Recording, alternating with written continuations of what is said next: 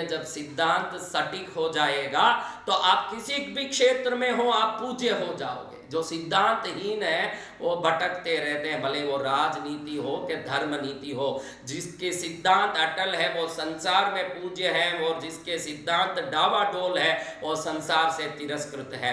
अब ये भिखारी के सिद्धांत को देख के दुनिया आश्चर्य में पड़ गई कि 5वां आना आ जाए तो दे देता है। अब ये भिखारी भाई खड़े होके 4 आना रोज इकट्ठा करता रहा, और ज़्यादा आता है तो वो वापस देने का एक सिद्धांत बना के बैठा है। तो दुनिया आश्चर्य से देखती है कि हम कैसे लोभी हैं भाई, 1000 करोड़ आ गया लेकिन कम पड़ रहा है, और 1 करोड़ के लिए दौड़ रहे हैं। ये 54 आते ही वो स्टॉप कहता है तो ये सबसे बड़ा धनवान है। लोग बड़े आश्चर्य से उसको देखते, बड़े इज्जत से देखते, बड़े आदर से देखते, बड़े सम्मान से देखते। अब एक दिन ऐसा आया कि वो भी काल चक्र के गति के अंदर बूढ़ा हुआ और समाप्त हो गया।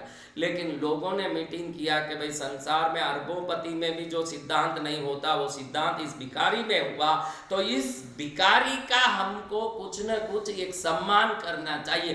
तो सब ने मीटिंग किया, काउंसिल ने मीटिंग किया, तब जो गोरे लोग हैं उन्होंने भी सहमति दी। कलकत्ता के लोगों ने मीटिंग करके सोचा कि इस भिखारी का जहां वो खड़े होकर के इतने 40-45 वर्षों तक भीख मांगी, इस जगह पर उसका एक स्टैचू बनाया जाए, एक पुतला बनाया जाए, और उस पुतले का वहां स्थापना किया जाए ताकि लोगों को मालूम पड़े कि एक आदमी ऐसा था जिसका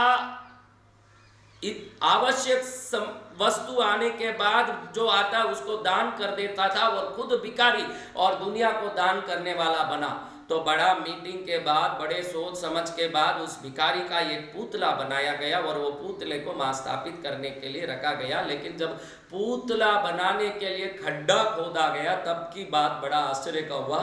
बराबर वो 45 वर्षों तक एक ही जगह पर बैठ करके भीख मांगता था। कभी 5 फुट उस तरफ नहीं जाता था, कभी 5 फुट इस तरफ नहीं जाता था, एक ही जगह फिट होकर के भीख मांगता था। और जब वो भिखारी के पुतला बनाने के लिए उसके देह अंत के बाद उसको दफना गया, बाद में उस जिस जगह में वो बैठता था उस जगह में पुतले के लिए नींव बनाने के लिए खड्डा खोदा गया। उस नींव में जहां वो बैठा था बराबर उसके नीचे से एक चरु निकला, मटकी। उस मटकी में बहुत सारा धन, माल, रत्न, सोना, चांदी सब निकला।